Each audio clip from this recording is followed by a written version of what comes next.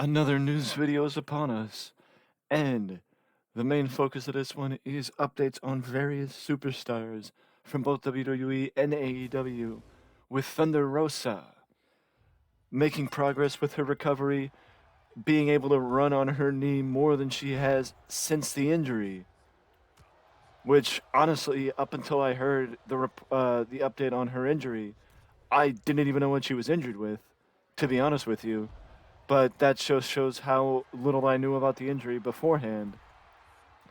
But it is great to hear that Thunder is making progress towards returning to the company because having another established star in the women's division would give AEW a much needed boost in the women's division. And also, it would give Thunder Rosa the opportunity to get back in the title picture to defend the AEW Women's Championship that she never lost. I still do believe, as far as Full Gear is concerned, I still do believe that Jamie Hayter will walk away with the women's championship from. Will take the women's championship from uh, Tony Storm on Saturday, but I'm sure that is something we will have to wait and find out on Saturday. But I think now is the time. Now is the perfect opportunity to strike. It is not that Jamie Hayter. I mean, it is not that Tony Storm has had a bad reign as AEW Women's Champion. It is that Jamie Hayter's momentum would warrant Jamie Hayter defeating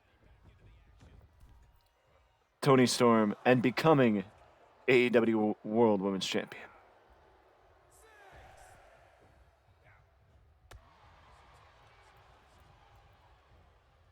As far as the WWE side of things,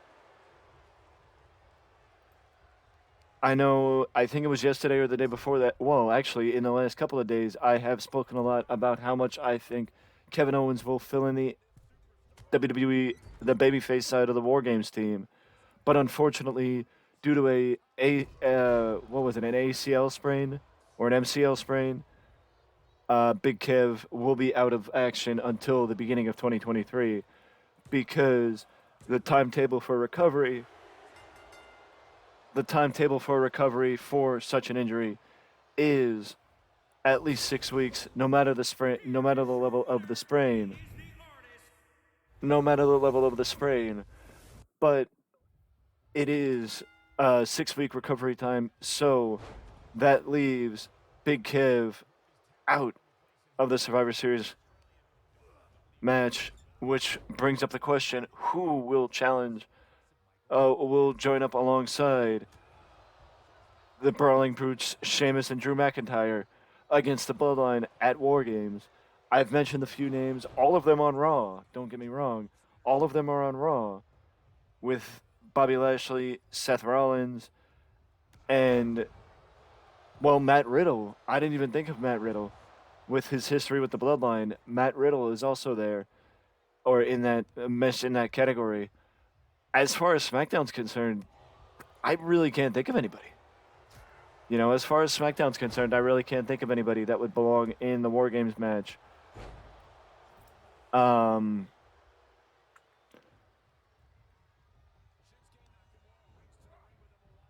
I mean,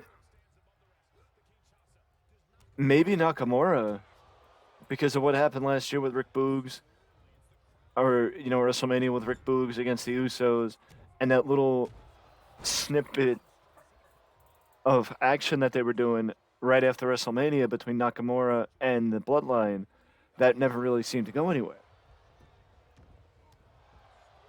But other than that, I don't really know who they would have join the babyface side. Which I understand that injuries happen, but the idea of a poorly timed injury, I really feel bad for Kev. That's all I gotta say. Because Kev would have fit perfectly in the match on the babyface side, whether being whether being a member of the Raw roster or not, he'd still fit amazingly in this match. and it would have been perfect to help start planting the seeds or continue planting the seeds for his inevitable, his association with Sami Zayn, wherever they're planning on going with this storyline.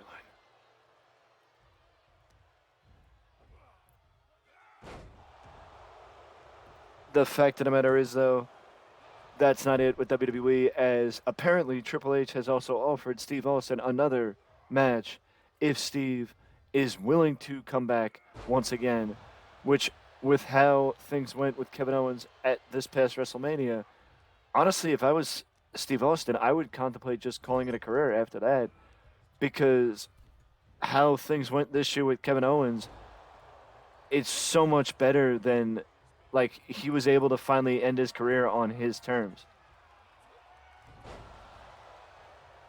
He was finally able to end his career on his terms, which I'm sure is something that Steve has wanted to do since he retired in 2003.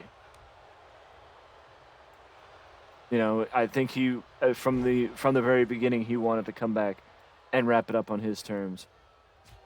Speaking of somebody going out on his terms, Gunther is very grateful for the fact that Triple H took over from his father-in-law, because I know something that was heavily talked about over the summer was the fact that Vince McMahon was more than willing to bury Gunther because of how Gunther was portrayed on an edition of, or something that happened with Gunther and R-Truth, and just how Gunther was during a segment with R-Truth.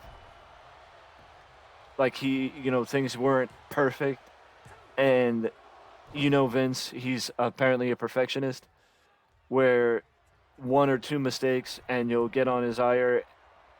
I honestly think that it didn't take much for Gunther to get Vince's to catch Vince's bad side, because Vince doesn't typically like people with accents, because Vince thinks about it as, they're difficult to understand. People won't understand them, so they can't cut promos. Yada yada yada yada yada.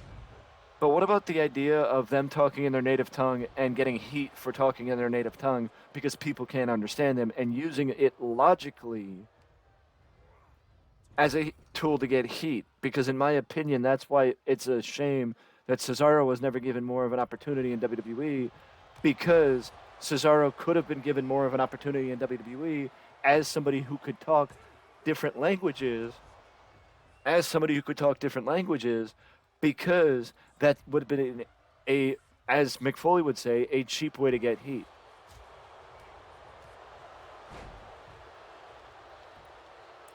But that's just my opinion, and I haven't been doing it for 40 years. But, I just think that from the logical standpoint, if you think logically about wrestling, wrestling is not as complicated as people make it seem. But that's just me, apparently. First my finisher again.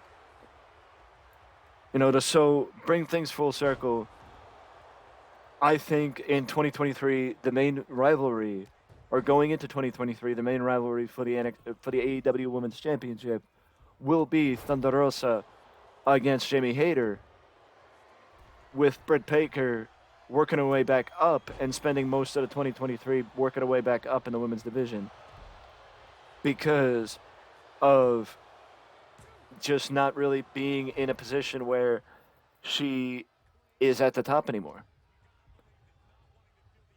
As far as the WWE side of things, Gunther is going to be champion for a very long time, and I think he will be one of the longest reigning Intercontinental champions that WWE has had in a very long time. Like I said, in my opinion, I think Steve Austin should stay away. But if Steve's capable of doing another match, if Steve's capable of doing another match, more power to him. Let him do another match, and maybe we get a little bit, similar build, or maybe a little bit more build to it, like last year. But it's up to Steve. If Steve wants to do another match, do it. If The Rock doesn't compete at WrestleMania, I think Steve Austin can. but it's also with WrestleMania at two, with split up into 2 days, you could do more spectacle matches on more than one day. Kevin Owens, it's a shame. I have no idea who's going to be the fifth War Games participant for the babyface side. Seth, Riddle, Lashley. I would put Seth and Riddle higher than Lashley, but I would mesh Lashley in there because Lashley's been hungry for a WWE title, or he should be if he's given the opportunity. And as far as that's concerned, I will end this video the way I've been ending all the other videos. If you're looking for wrestling at the end of the week, Impact Wrestling Overdrive, where Matt Cardona and Brian Myers will challenge for the Impact Wrestling Tag Team Championships against Heath and Rhino, and Josh Alexander will defend his title against Frankie Kazarian. And also tonight is NXT. Contract signing with Carmelo Hayes and Wes Lee for NXT Deadline, which Shawn Michaels will address. Impact NXT Deadline later tonight on NXT. But also, the big event this weekend is AEW Full Gear, Mox versus MJF, Jericho defending his Ring of Honor World title against Sammy Guevara, Claudio Castagnoli, and Bryan Danielson. I will be previewing AEW Full Gear as such. As well. I will be previewing Rampage and maybe even Dynamite. Maybe we'll do predictions too. So we got a lot of AEW content coming up the pike. But also next week, Thanksgiving weekend, the tradition returns as Survivor Series takes place November the 26th.